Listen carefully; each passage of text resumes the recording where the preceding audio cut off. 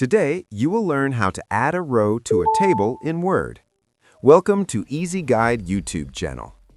When you insert a table in Word, sometimes you need to add more rows for extra data. There are multiple easy ways to do this. Let's go through them one by one. First, move your cursor to the last cell of the table, which is the bottom right corner. Once your cursor is there, simply press the Tab key on your keyboard. And just like that, a new row will be added automatically. You can press Tab again and again to keep adding more rows. This only works when your cursor is in the last cell. If you press Tab in any other cell, it will just move to the next cell. Now let's look at another method. Click anywhere inside your table. At the top of the screen, you will see a new tab called Table Layout. Click on the Table Layout tab. Now, look for the section called Rows and Columns.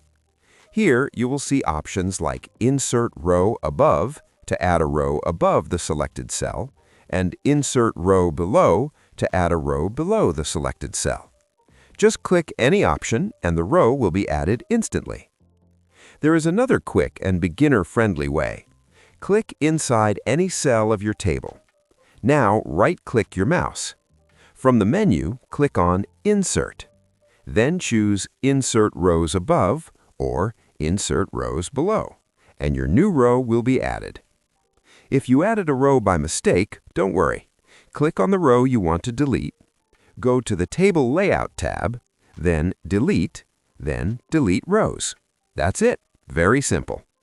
If this tutorial helped you, please like this video, subscribe to the channel, and share it with someone who is learning Microsoft Word. See you in the next easy tutorial.